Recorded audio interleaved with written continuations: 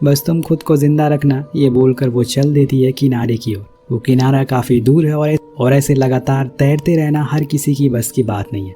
उसके जाने के बाद मैग थोड़ी दूर जाकर कुछ सोचने लगती है। इधर लिज़ी और जूली के बीच में बहस होना शुरू हो जाती है। उसका कहना था कि सब कुछ उसी की वजह से हुआ है। शादी उसकी थी तो उसे बड़ी बोट लेकर आनी चाहिए थी, लेकिन उसने ऐसा नहीं किया। यहाँ तक कि तुमने तो मैग से भी छुपाया कि कायला आने वाली है, और जो उस दिन उनके साथ हादसा हुआ उसके बारे में भी तुमने मैग को नहीं बताया। जब ये चीज़ मैग सुनती है, पास आकर उसे पूछती है कि उस दिन क्या हुआ था, बताओ मुझे। तो जूली सब कुछ सच बता देती है कि कायला ने बताया था कि जब उसके साथ उस दिन वो हादसा हुआ तो उस दिन वो उससे शादी के लिए प्रपोज करने वाली थी। उसने रिंग भी खरीद ली थी, लेकिन उस रात के बाद तुमने कभी उससे बात नहीं की। और इस बात को सुनकर मैग रोने लगती है और मन ही मन सोचती है कि उस रात भी उसने उसे बचाने की कोशिश की, लेकिन वो लोग ज़्यादा थे, इसीलिए वो कुछ कर नहीं पाई। कितना प्यार करती है वो उससे, अब वो उसे कुछ नहीं होने देगी, इसीलिए वो खुद ही किनारे तक जाने लगती है। लेकिन जूली उसे जाकर रोकती है और बताती है कि ऐसे इमोशनल होकर हमें अभी फैसला नहीं करना चाहिए। वो शार्क हमारी किसी भी गलती का इंतज़ार कर रही है, इसीलिए थोड़ा मजबूत बनो। इसी दौरान लिज़ी के पास हम एक शार्क को देखते हैं। वो उसे देखकर घबरा जाती है और चिल्लाने लगती है कि कोई मेरी मदद करो, लेकिन असल में वो शार्क तो जूली के पास आ रही थी क्योंकि उसके हाथों में चोट लगी हुई थी। लेकिन वो बहुत ही बहादुर थी, इसीलिए वो मैग से एक चाकू लेती है और उसका सामना करने के लिए चली जाती है। लेकिन दोस्तों, ये तो वही बात हो गई कि आप चींटी होकर हाथी से लड़ रहे। वो कुछ ही मिनटों में जूली को ख़त्म कर देती है और उन्हें तो उसकी लाश तक दिखाई नहीं देती। और अब बस बची हैं तो यहाँ पर 2 लड़कियाँ नहीं, अभी भी 3 बची हैं, मैग भी। लेकिन वो जिंदा है या नहीं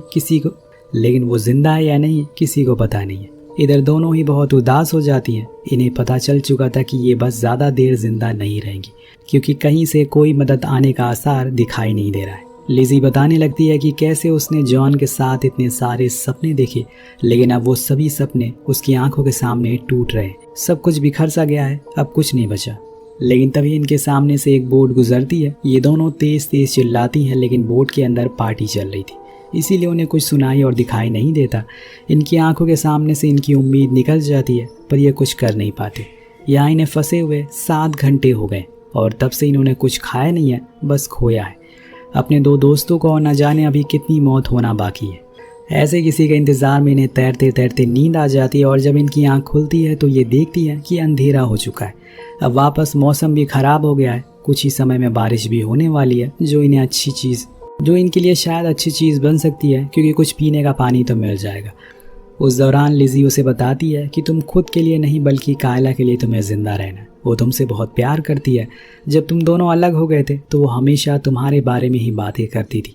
ऐसे ही बातें करते करते वो सो जाती है और सपने में कायला को देखने लगती है। उसके साथ बिताए हुए पलों को याद करना शुरू कर देती है। उस दौरान हम देखते हैं कि लिज़ी अपनी जेब से 5 ब्रेसलेट निकाल कर उसके जेब में रख देती है।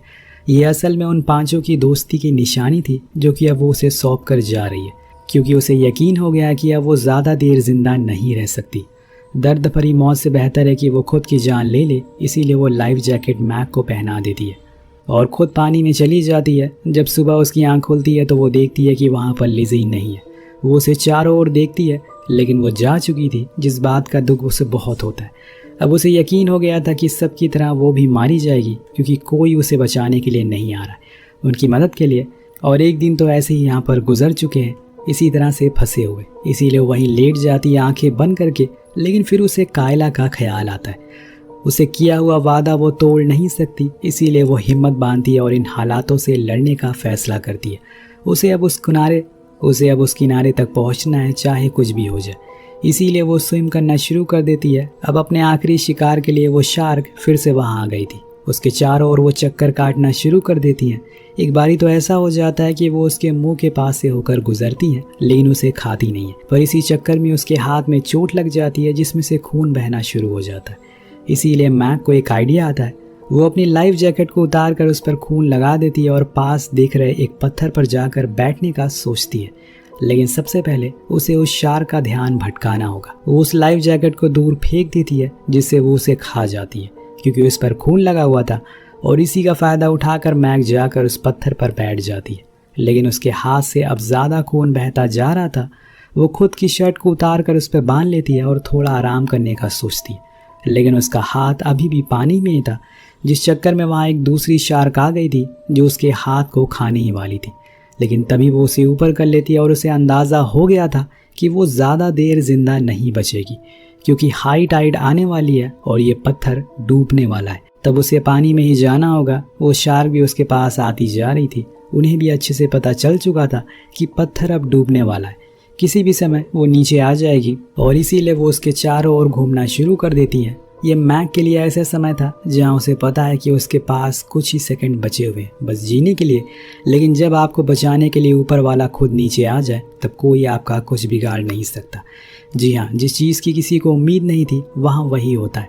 कायला एक बोट लेकर आ गई थी। उसने मैक को भी देख लिया था, यानी कि वो वहाँ किनारे तक पहुँच गई। लेकिन अब सबसे बड़ी मुसीबत ये है कि ये उस बोट तक जाएगी कैसे, क्योंकि वो बोट तो पीछे है। लेकिन दोस्तों, डर के आगे जीत है। मैक हिम्मत बांधती है और ईश्वर का नाम लेकर पानी में कूद जाती है। अपनी पूरी जान से वो तैरना शुरू करती है। इधर से कायला भी बोट से आ रही थी। इधर उसके पीछे 2 शार्क लगी हुई थी जो बहुत ज़्यादा भूखी हैं। पर दोस्तों, ऐसा होता नहीं है, क्योंकि मैक बहादुर लड़की थी। वो बोट तक पहुंच जाती है और बड़ी ही होशियारी से ऊपर चढ़ जाती है। हालांकि आखिरी समय पर वो शार्क उसके करीब पहुंच गई थी, लेकिन उसका कुछ बिगाड़ नहीं सकती। अब बोट पर जाते ही कायला का सबसे पहला सवाल होता है कि और लोग कहाँ हैं। वो धीमी आवाज़ में गर्दन हिलाकर कहती है कि कोई भी साथी नहीं बचा, सब लोग मारे गए। ये सुनकर वो उसे गले से लगा लेती है। वेल दोस्तों, जिनका मिलना मुकद्दर में लिखा हो उन्हें कोई अलग नहीं कर सकता। यहाँ पर इन दोनों के साथ भी यही हुआ। मैक उसे वो 5 ब्रेसलेट देती है जो लिज़ी ने खुद अपने हाथों से बनाया था, उन 5 के लिए। लेकिन अब सिर्फ 2 ही बचे हैं।